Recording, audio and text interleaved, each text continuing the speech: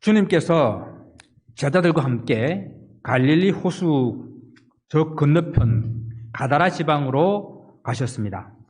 이 가다라 지방이라고 하는 것은 갈릴리 호수 동쪽편에 있는 그러한 지역인데요.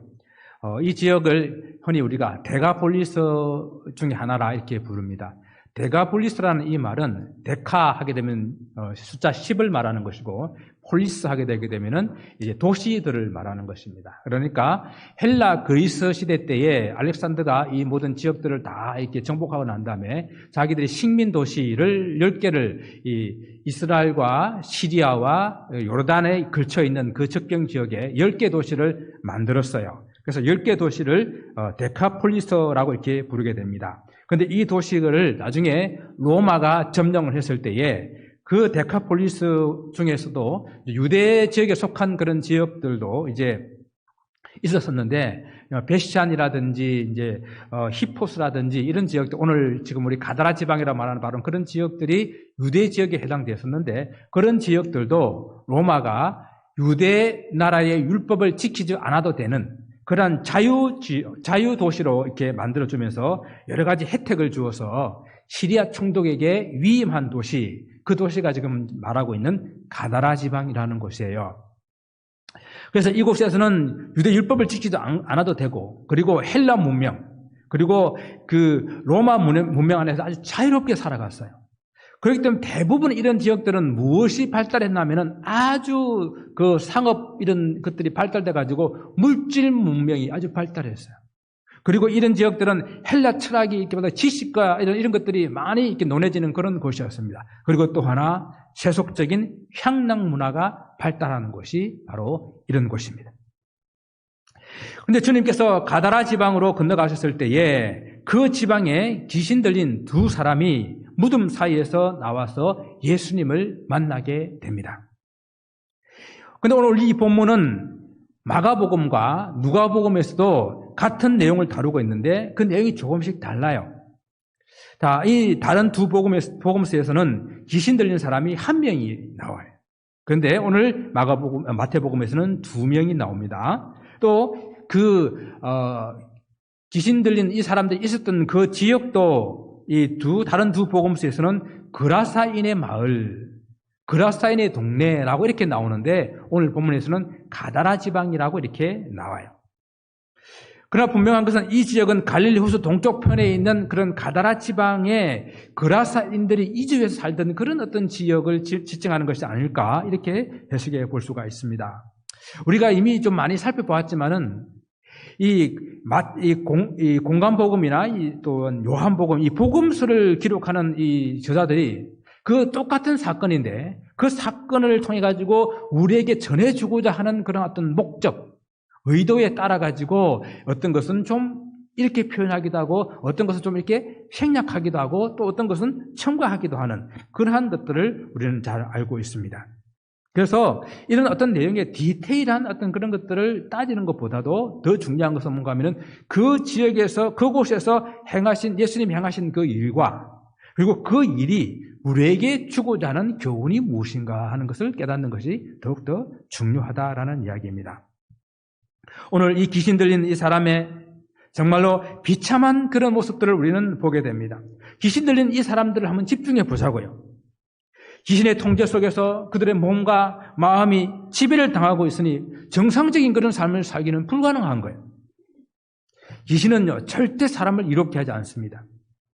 이용하고 부리고, 그렇기 때문에 사람들은 점점 더 사악해져 가고, 그리고 영육간에 점점 피폐해져 가고, 그리고 쇠약해지게 되다가 결국은 다 멸망의 길로 인도하는 것이 그들의 귀신 들린 그런 사람들의 말로입니다. 그래서 오늘 본문의 말씀은 귀신 들린 사람의 형편이 어떠한지를 우리에게 잘 말해주고 있어요. 귀신 들린 이 사람들은 자기 가족이나 그가 살고 있던 그런 사회 공동체에서 함께 살지 못하고 어디 거하고 있었다고요? 무덤 사이에서 살아가고 있었다라고 말하고 있습니다.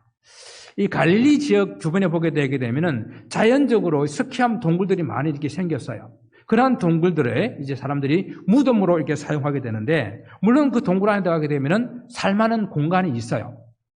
아무리 살만한 공간이 있어도 무덤은 산 사람의 공간이 아니라 죽은 사람의 공간이에요. 더군다나 유대인들은 그 무덤에 시신과 접촉하게 되게 되면 부정하다라고 생각해서 그들과 상관하지를 않아요. 그렇다 한다면 항상 이 사람들은 무덤 속에 살았기 때문에 항상 부정한 사람들. 그래서 항상 사람들과 함께 할 수가 없는 부정한 사람으로 이렇게 취급받는 그런 사람이었다라는 것이죠. 또한 이 본문을 보게 되면 이 사람들은 귀신 들림을 인해 가지고 사납고 그리고 난폭한 그런 성격을 가지고 있는 것을 보게 됩니다. 마가복음에서는 그들이 너무도 사납고 난폭해서 쇠사슬과 고랑으로 묶어두었다고 그랬어요. 이게 마을 사람들도 가족들도 그를 제어할 수가 없기 때문에 쇠사슬로 묶고 고랑으로 채워둬야만 했던 것입니다. 가족도 감당할 수가 없는 거예요. 아마 조금 그 정신이 온전해졌을 때에 그들을 쇠사슬과 고랑으로 묶었을 것입니다. 이들의 모습을 바라볼 때 이들은 전혀 사람의 모습으로, 사람으로 인정받고 살아가는 그런 모습이 아니라라고 하는 것이죠. 또한 이들은 자기 스스로를 제어할 수 없는 통제불능의 사람들이었습니다. 사람들이 묶어놓은 그 쇠사슬도 그 귀신이 한번 힘을 쓰게 되게 되면 쇠사슬도 다 끊어버리고 고랑도 다 끊어버렸다고 성경은 말합니다. 귀신의 힘에 사로잡힌 것이기 때문에 스스로 통제할 수 없는 것입니다.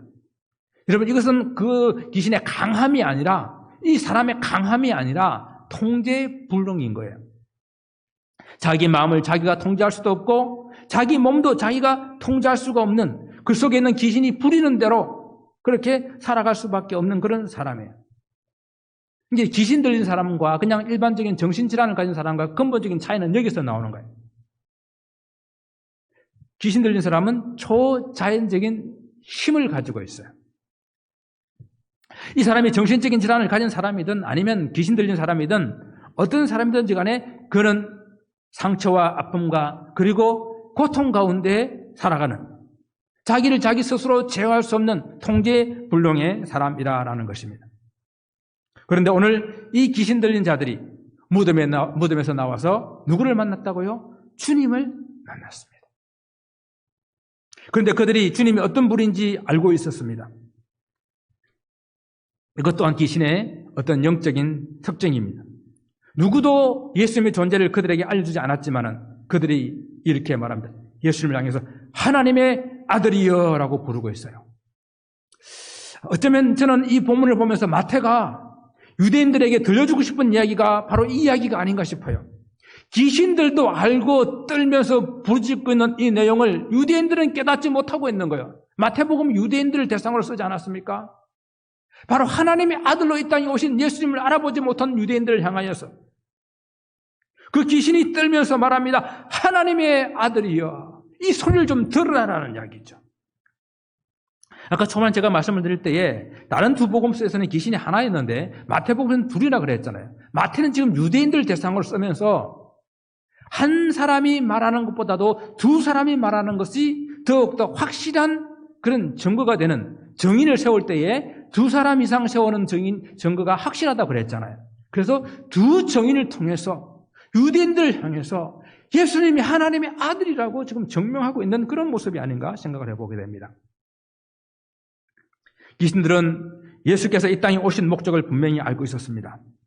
우리와 당신이 무슨 상관이 있나이까? 때가 이르기 전에 우리를 괴롭게 하려고 여기 오셨나이까? 이 마귀들은, 귀신들은 예수님께서 이 땅에 오신 그 목적이 마귀를 멸하기 위해서 오셨다고 하는 요한일서 3장 8절의 그 말씀처럼 분명히 그들은 알고 있으면서 아직 때가 되지 않았는데 왜 벌써부터 와가지고 우리를 괴롭힙니까? 라고 이렇게 항거하고 있는 그런 모습입니다. 이 복음서에, 다른 복음서에 보게 되면 이미 예수님께서 그들을 향해 그 사람에게서 나오라라고 명령했기 때문에 지금 이 귀신들이 그렇게 예수님한테 우리를 멸하러 왔습니까? 아직도 때가 되지 않았지 않습니까? 라고 설명하고 있는 것입니다. 예수께서 자기들을 쫓아내시기 위해서 오셨다는 것을 알고 귀신들은 마침 그 멀리서 돼지떼를 바라보고 그 돼지가 먹고 있는 것을 보고 우리로 그냥 이 지방에서 쫓아내지 마시고 저 돼지들에게 들어가게 해달라고 요청을 합니다. 우리가 여기서 보게 되면 이 귀신들은 그들의 종말이 어떻게 되는지, 그 심판 때에 그들은 멸망받을 수밖에 없다는 그런 존재라는 것을 너무도 잘 알고 있고, 아직 때가 이르기 전이라도 그들은 어디론가 들어가서 그 기극할 수 있는 그런 장소를 찾고 있다는 것을 우리는 알고 있어요. 알 수 있습니다. 무적응에 들어가는 것보다도 비록 들어온 돼지 떼들이라도 그 속에도 들어가려고 하는 그런 어떤 모습들을 보게 됩니다. 그런데 이상한 것은요, 우주님께서 그것을 허락했다는 거예요. 들어가라. 정말 이해할 수 없는 그런 귀신들의 요구와 또 그 요구를 들어주신 우리 주님, 때로는 이런 이야기들이 우리를 좀 혼란스럽게 만들기도 합니다. 보십시오. 그 귀신들이 돼지떼에 들어가자 온 돼지떼가 비탈길로 내려달아가지고 그 갈릴리 호수에 다 몰사했다고 그랬어요. 마가복음에서는 뭐라고 말합니까? 이 돼지떼가 약 2,000마리나 되었다라고 그랬어요. 우리가 알다시피 이 돼지는 성경에서 부정한 동물이에요. 그래서 유대인들은 돼지를 키우지도 않을 뿐만 아니라 만지지도 않고 먹지도 않습니다. 유대 땅의 돼지가 발을 디디지 못하도록 그들은 하고 있어요. 그런데 이 유대 문화의 유대 율법의 제재를 받지 않는 이 데가볼리 지역에서 이방인들이 혹은 타락한 유대인들이 돼지를 기르고 있었고 2,000마리나 된다라고 하는 것은 이 돼지떼가 단지 가다라 지방에만을 위한 것이 아니라 그 데가폴리스 전체 지역에 돼지가 얼마나 널리 많이 사용되고 있었냐 하는 것을 알 수가 있어요. 이 돼지는 주로 식용도 사용되지만은 이방 제사, 우상의 제사를 드리는 목적으로 사용되었다라는 것입니다. 우리 이런 것을 추정해 보게 될 때에 오늘 주님께서 이 귀신 들린 이 사람들을 고침과 함께 그리고 그 귀신떼를 우상의 제물인 돼지떼에게 들어가게 허락함으로써 함께 다 몰살시키는, 다 그들의 함께 자멸케 하는 그러한 모습이 아니었는가, 우상 제물을 다 소멸시키고자 하는 그런 의도가 아니었는가 생각을 해볼 수가 있습니다. 여러분, 예수님 오시기 약 160년 전에 유대 땅을 정복했던 안티오코스 4세라는 이 사람이 있었는데요. 이 사람이 예루살렘 성전에 들어가서 뭘 했는지 압니까? 예루살렘 성전의 그 제단에서 돼지를 잡아가지고 돼지 피를 가지고 하나님의 성전에 제사를 지냈어요. 그럴 뿐만 아니라 유대인 모든 지역에서도 그들 있는 그 제단에서 돼지로 제사를 지내라고 다 명령을 했습니다. 그래가지고 유대인들이 반란을 일으켜가지고 마카비 전쟁이 일어난 거거든요. 이런 것을 보게 될 때에 주님께서는 바로 이 돼지는 이방 문화의 상징이요, 우상 숭배의 상징이요, 그것으로 말미암아 물질의 욕망을 채우는 그러한 세상 문화의 상징이기 때문에 주님께서는 귀신들을 돼지떼에 들어가게 하심으로 스스로 다 자멸케 하신 것이 아닌가 생각을 해봅니다. 이제 귀신이 쫓겨나게 되자 그 사람들은 온전하게 되어서 예수님 앞에 앉아 있습니다. 그런데 이 일을 지켜보던 마을 사람들이 놀래가지고 시내로 도망가서 사람들을 불러옵니다. 그 사람들이 다 와가지고 보니까 지금 아주 놀라운 광경이 벌어져 있는 겁니다.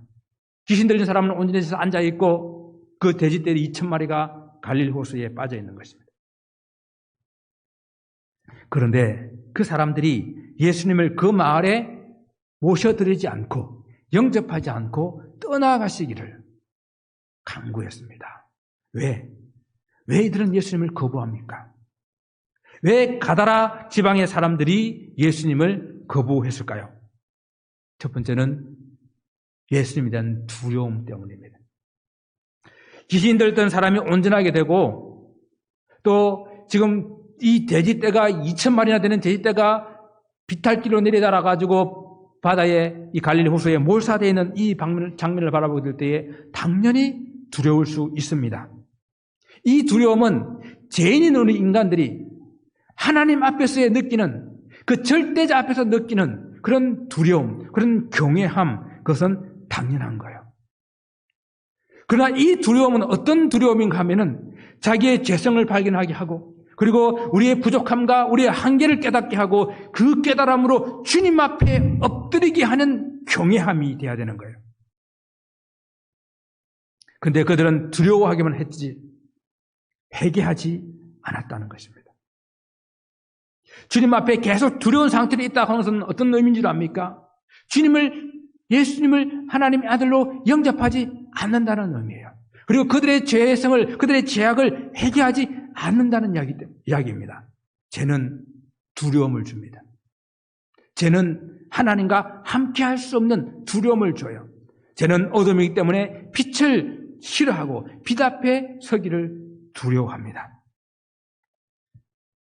여러분, 그러나 정말 우리 하나님의 아들 예수 그리스도 앞에서 자기의 부족함과 자기의 죄됨을 가지고 엎드리게 되게 될 때에 주님께 주시는 것은 참 평안이에요. 안식입니다. 그리고 기쁨입니다. 그리고 죄로부터 자유함을 주는 구원입니다.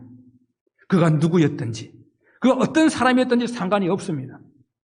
정말 주님께서는 그 짐승보다도 못한 삶을 살고 있는 그 사람들을 찾아오셔서 온전하게 고쳐주시고 오늘 회복시켜 주시지 않았습니까? 더 이상 귀신들이 그 사람을 주관하지 못하도록 쫓아내시고 예수님이 그 10년 가운데 그하게 하시는 것입니다. 바로 이것은 이제는 두려움을 넘어서서 감사와 찬양의 제목이 될 수 있는 것입니다. 왜 이 가다라 사람들은 예수님을 거부했을까요? 그들의 물질적인 손해 때문입니다. 가다라 지방에서 일어난 일에 대해서 듣고 왔을 때에 지금 2,000마리나 되는 이 돼지가 물에 빠져 있는 거요. 아마 2,000마리라고 하는 것은 한 사람의 소유는 아니었을 것입니다. 가다라 지방에 있는 사람들이 함께 기르고 있는 그러한 돼지였을 것인데, 그래서 이 지역에서 키우는 돼지는 그 주위에 있는 그 데가폴리스 모든 그런 지역들에 필요한 그 물량을 공급하는 그런 돼지였을 것입니다. 그런데 지금 예수님께서 그 돼지들을 다 그 귀신을 들어가게 함으로써 엄청난 손해가 지금 있는 것입니다. 여러분, 돼지 한 마리 얼마 정도 합니까? 한 350불 정도, 한국에 보니까 30만 원 정도 이렇게 하더라고요. 300불 정도. 그 350불로 계산하십시다. 350불에다가 2,000마리면 얼마 정도 됩니까? 약 한 70만 불 돼요. 그죠? 그러면 한국 돈으로 한 7억 정도 됩니다.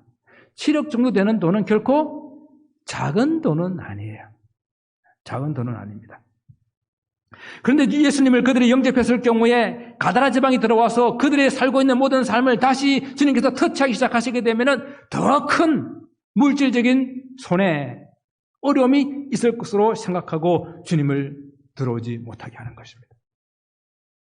여러분, 그래도 7억이라 하더라도 그것이 우리 사람의 영혼보다도, 우리 생명보다도 더 귀할까요? 가드라 지방의 사람들의 문제는 뭔가 하면은 귀신 들렸다가 지금 온전하게 되어 있는 이 사람에게는 아무런 관심이 없어요. 그들의 모든 재산이, 그들이 아끼고 소중하게 여기는 그 재산이 지금 갈릴리 호수에 둥둥 떠 있다는 이것에 그들의 온 관심이 있습니다. 그리고 지금 나머지 가지고 있는 그 재산마저 없어질 것에 대한 그런 두려움을 가지고 있는 것입니다. 그래서 주님께서는 이 사건을 통해 가지고 지금 무덤 사이에 거하고 있던 그 귀신 들린 두 사람뿐만 아니라 사실은 가다라 지방에 살고 있는 그 많은 사람들이 물질이라는 이 악한 영에 다 사로잡혀 있고 세상 문화라는 이 악한 영에 다 사로잡혀 있어서 그것을 고쳐주고자 하는, 그것을 그들로부터 깨끗하게 해주고 자유케 해주려고 하는 그러한 주님의 의도가 있는 것이 아닌가.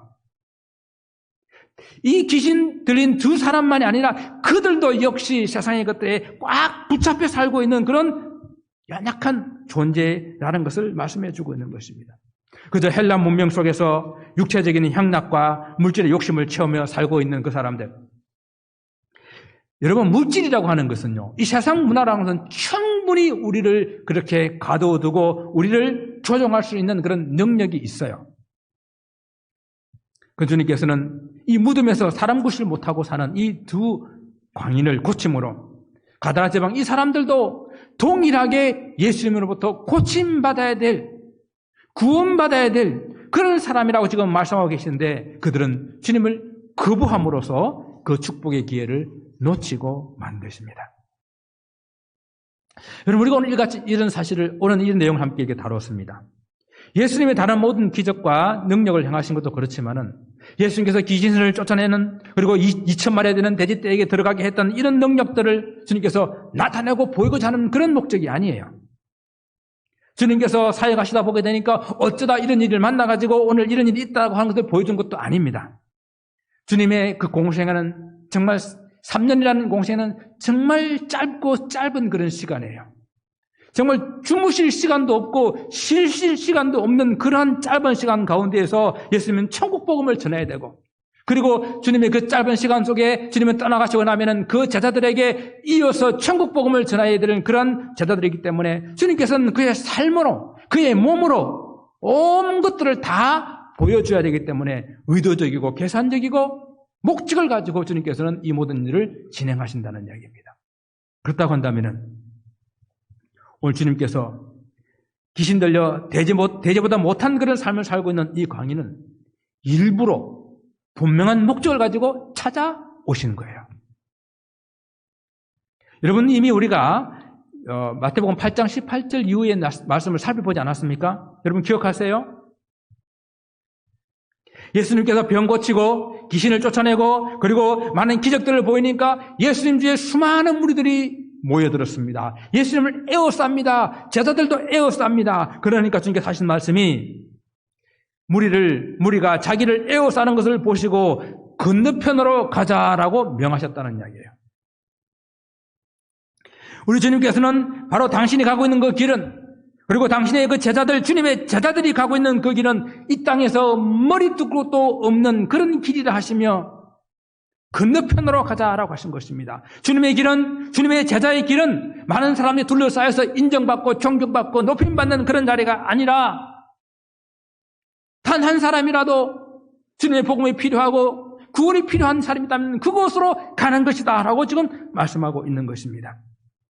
많은 무리를 떠나서 귀신에 붙잡혀 고통 속에 살고 있는 저 건너편의 한 영혼을 향해서 주님은 그 인생을 만나고자 하는 뜻이 계셨기 때문에 그 자리를 저 건너편으로 가자라고 말씀하시는 것입니다. 주님이 아니면 도무지 소망이 없고, 주님이 아니면 아무도 찾아주는 일이 없고, 주님이 아니면 정말 이웃도 거절하고 가족도 거절해버린 그 사람, 소망이 없는 그 사람을 주님께서 찾아가기 위해서 저 건너편으로 가자 하신 것입니다. 주님께서는 제자들에게 이것이 주님께서 가장 귀한 일이라고 지금 가르쳐주고 계신 거예요. 주님의 짧은 공생의 기간 동안에 온몸으로 보여줘야 이들이 나중에 주님이 원하시는 이 사역을 할 수 있기 때문에 주님께서 이것을 말씀해주고 있는 것입니다. 바로 이것이 저와 여러분이 이 땅에서 이 교회를 함께 이루고 있는 목적이라는 것을 오늘 이 본문을 통해서 우리에게 말씀해주고 있는 것입니다. 귀신 들린 이 광인들을 그냥 고쳐주면 될 텐데 2,000마리나 되는 돼지떼를 왜 죽이겠을까? 의문이 생길 수 있어요. 가드라 지방의 사람들은 귀신 들린 이 광인들을 돼지 한 마리보다 더 가치 없게 이렇게 생각을 했었어요. 그러니까 그냥 무덤 사이에 두고 성가시게 하니까 그냥 손발을 쇠사슬과 그런 고랑으로 채워두지 않았겠습니까? 그냥 버려둔 거예요. 그러나 주님께서는 이 영혼이, 생명이 천하보다도 더 귀하다고 말씀하시는 거예요. 2,000마리가 아니라 20,000마리를 희생해서라도 이 한 영혼을 살릴 수만 있다면 기꺼이 바꿀 수 있다라고 지금은 말씀하고 계시는 거예요. 이것이 바로 주님의 사랑입니다. 여러분, 사랑에는요, 사람들은 그냥 흡의하는 거라고 말하는데 그 흡의하는 것 같은 희생이 사랑 안에는 반드시 들어있어요. 아무리 많은 것을 흡의하는 것 같고 희생하는 것 같아도 결코 아깝지 않은 것, 그것이 바로 사랑이라 하는 것입니다. 제가 언젠가도 한번 예를 들었을 텐데 천주교 신부님 헨리 나우엔이라는 사람 말씀을 들은 걸 기억을 합니다. 이분은 신부가 되고 난 이후에 아주 석학입니다. 그래서 예일대에서 교수직을 하다가 그가 안식년을 갖고 안식년을 마친 이후에는 다시 하버드대에서 교수직을 하게 됩니다. 그런데 어느 날 갑자기 그는 그 교수직에 사표를 내고 사직을 하고 캐나다 토론토에 있는 지적 장애자들이 살고 있는 그 조그마한 시설로 들어가 버립니다. 거기서 약 10명 남짓 안 되는 그 사람들을 섬기기 위해서요. 그곳에서는요, 그가 가지고 있는 그 박사 학위가 필요가 없어요. 그가 가지고 있는 많은 지식과 그리고 많은 그런 학문이 필요가 없습니다. 그저 육체적인 노동이에요. 기저귀 갈아주고 씻겨주고 밥 먹여주고 하는 그런 일을 하는 곳이에요. 그는 그렇게 그곳에서 살다가 64세의 나이로 주님의 부름을 받게 됩니다. 그가 죽었을 때 세상 사람들은 말합니다. 헨리 나우엔이 그 삶을 허비했다.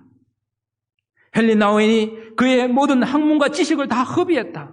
차라리 대학에서 더 많은 그런 후학들을 키웠더라면, 차라리 더 많은 그런 저수를 통해서 사람들에게 영향력을 미쳤더라면 얼마나 좋았을까 안타까워했습니다. 그런데 우리 주님께서도 그렇게 생각했을까요? 얼마나 많은 사람을 위해서 일했나, 얼마나 큰 무리를 가르쳤냐 하는 것은 중요하지 않아요. 한 영혼에게 모든 시간과 힘을 다 쏟아부은 그것을 주님께서는 결코 허비한 것이라고 말씀하지 않는다라는 것입니다. 그러면 하나님의 아들이신 주님께서 여러분과 우리를 위해서 온몸을 다 버리는 것은 얼마나 큰 허비가 될까요? 여러분과 저를 바로 오늘 그 무덤 사이에서 쇠고랑과 그리고 쇠사슬과 고랑에 묶여서 살고 있는 그 무덤 사이에 거하는 그런 존재 같은 우리 존재를 위해서 주님께서 십자가에 피 흘려 돌아가셨는데 그것은 얼마나 큰 허비가 되겠느냐 하는 것입니다. 나를 위해서 주님께서 온몸을 다 버리시고 주님께서는 결코 그것을 허비했다라고 말씀하지 않습니다. 그것을 바로 나를 위해서 우리를 위한 사랑이라고 주님께서는 말씀하시는 거예요. 왜냐하면 우리 영혼이 천하보다도 귀하다고 주님께서는 여기고 계시기 때문입니다. 그렇습니다. 주님께서는 구원받아야 할 생명이 있다고 한다면 얼마나 많은 것을 투자해서라도 최선을 다해서 주님은 사역하라라고 말씀하시는 것 같아요. 제자들이 이런 주님의 사역을 본받아서 앞으로 그들이 살아갈 때에 많은 무리들을 가르칠 때도 있지만은 한 영혼을 가르치더라도 최선을 다해서 그 영혼을 가르쳐야 된다, 그 영혼을 구원해야 된다라고 말씀하시는 것 같습니다. 건너편 이방인의 마을에 주님이 아니면 소망이 없고 복음이 아니면 살아갈 수 없는 한 그 인생을 구원해야 된다라고, 구원하기 위해서 건너가자라고 말씀하신 것입니다. 여러분, 그곳을 건너가다가 그 밤에 무슨 일이 있었는지 우리는 알지 않습니까? 큰 폭풍을 만나가지고 죽을 고생을 했습니다. 그럼 제자들이 그 귀신 들린 두 사람을 고치고 난 다음에 가라다 사람들이 영접하지도 않고 다시 주님은 배 타고 돌아왔어야 됐었어요. 이렇게 생각하지 않을까요? 우리가 이것 때문에 어젯밤에 그 죽을 고생을 했나? 이것 때문에 우리가 그 많은 무리를 버려두고 있다고 이곳에 건너왔나라고 생각하지 않겠습니까? 근데 주님께서는 맞아! 바로 그 한 영혼을 위해서라면은 그가 부자이든지 그가 가난한 사람이든지 그가 건강한 사람이든지 그가 육체적인 장애가 있든지 그가 정신적인 장애가 있든지 그가 심지어 귀신에 들렸든지 그 영혼을 위해서 우리가 죽을 고생을 했으라도 찾아내서 구원하시는 것이 바로 하나님의 뜻이요. 그렇게 하는 것이 이 땅에 주님의 제자들이 해야 될 일이라고 말씀을 하고 계신 것입니다.